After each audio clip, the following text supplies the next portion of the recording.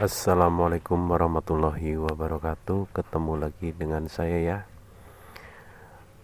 Kali ini di part keempat atau penerbangan keempat, jiwa-jiwa terpilih Satrio Piningit, Imam Mahdi dan Ratu Adil. Pada episode yang kemarin 1-3 saya sudah menceritakan tentang Satrio Piningit yang sejati di era zaman batu ya, yaitu Isa Al-Masih. Dan untuk kelanjutannya yang kemarin saya katakan itu setelah kematian Dajjal dan Satrio Piningit dan Imam Mahdi itu hidup sekitar 9-11 tahun.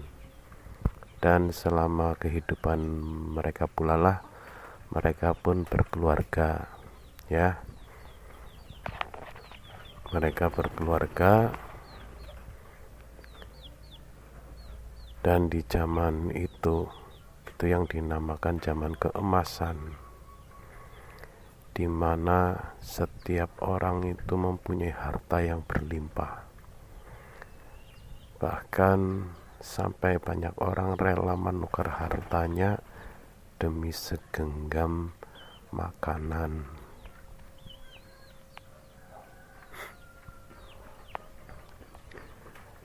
Dan setelah kematian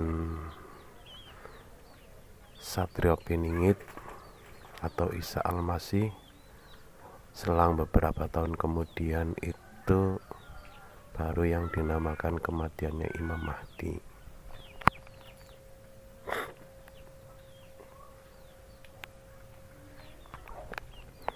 Dan siapakah Ratu Adil yang sebenarnya? Ya kan? Seperti yang saya ceritakan kemarin, yang namanya Ratu Adil itu yang Maha Pencipta. Ya. Itu Sang Maha Pencipta. Jadi sebenarnya untuk setiap zaman itu ada yang namanya Satrio Piningit ya, atau yang sekarang dinamakan jiwa-jiwa yang terpilih. Contoh gampangnya begini aja. Jadi untuk seorang Satrio Piningit atau Sri Kandi Piningit,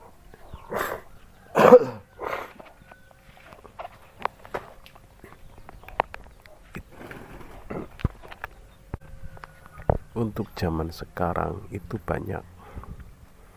Contoh gampangnya gini aja. Setiap keluarga itu mempunyai anak, dan anak itu ketika tumbuh remaja dan dewasa, dia sebenarnya dalam keterpingitan orang tuanya dan dalam keterpingitan lingkungan ataupun pekerjaan. Dan dari situlah dia akan menjadi sosok seorang kesatria atau sosok seorang Sri Kandi buat keluarganya masing-masing ya. Dan dari situ nanti dia akan menjadi yang namanya Imam Mahdi.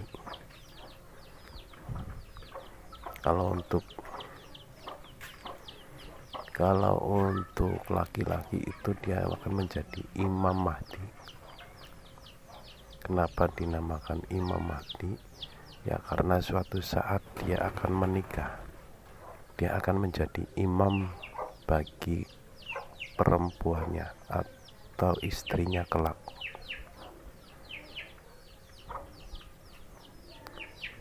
Dan kalau untuk wanita atau untuk serikandi piningitnya, dia akan menjadi makmum,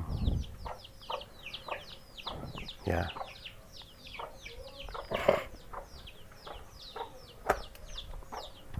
Dan di situ ketika dia sudah berkeluarga, disitulah dia harus menjadi sosok ratu adil. Yang dinamakan ratu adil, dia harus bijak dalam memimpin keluarganya, dalam hidup bermasyarakat, dalam berkeluarga, dia harus adil. Contoh mungkin setelah menikah dia mempunyai anak lebih dari satu, dan kasih sayangnya orang tua itu terhadap anak-anaknya, dia harus bersikap adil. Tidak boleh kasih sayangnya terbagi antara yang pertama, anak pertama, dan yang anak kedua jauh berbeda. Itu tidak boleh. Dia harus adil, sebagai orang tua harus adil. Itu kalau untuk satria piningit zaman sekarang itu dalam lingkup keluarga, ya. Itu contoh salah satunya seperti itu.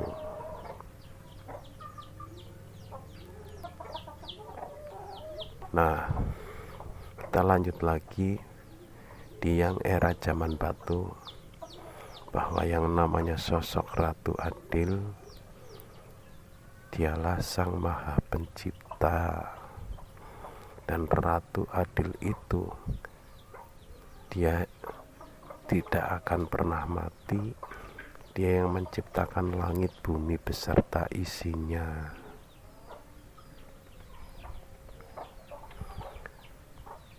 Ratu adil itu dia ada selalu, dia menciptakan sesuai pasangannya masing-masing, karena dia sosok ratu adil. Ketika dia menciptakan siang, pasti ada malam. Ketika dia menciptakan Hawa, maksud saya Adam, pasti ada Hawa.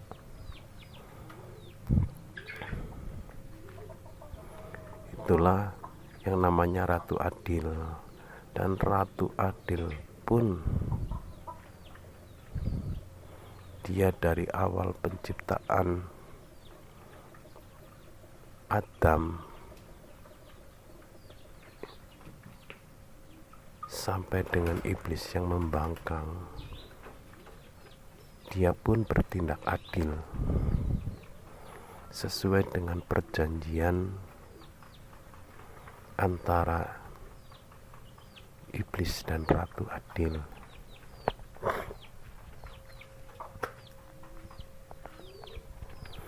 Ini yang dinamakan perjanjian lama lah, ya. Perjanjian ini dimana hanya manusia baru diciptakan Adam. Kala Adam baru diciptakan,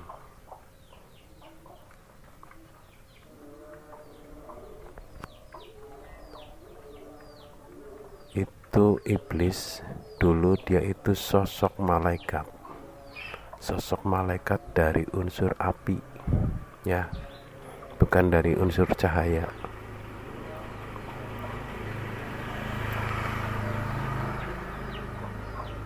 Sebelum penciptaan Adam itu, iblis itu pendidikannya itu dari alam manusia, alam bumi, sampai ke langit tingkat ketujuh. Itu jarak tempuhnya, dia setiap tingkat itu 400 tahun lamanya. Dan iblis itu sampai di langit ketujuh itu dia mempunyai gelar bernama Azazil.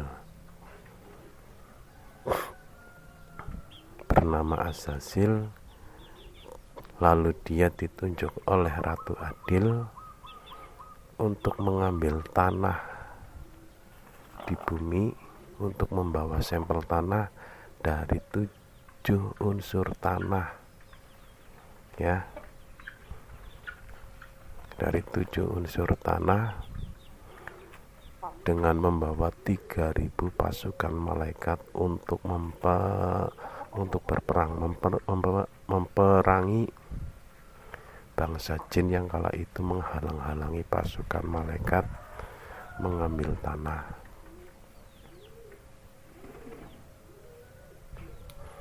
Setelah tanah diambil lalu dibawa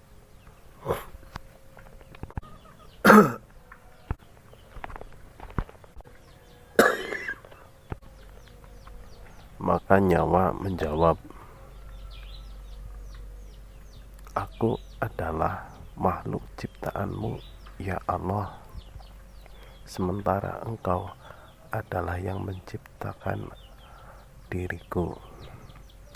Lalu karena jawabannya benar, dipersilahkan masuk, tapi pada akhirnya dia tidak bisa masuk dan dimasukkan oleh malaikat pencabut nyawa. Lalu yang kedua itu tinggal yang namanya akal, dan akal pun ditanya demikian, seperti itu ya,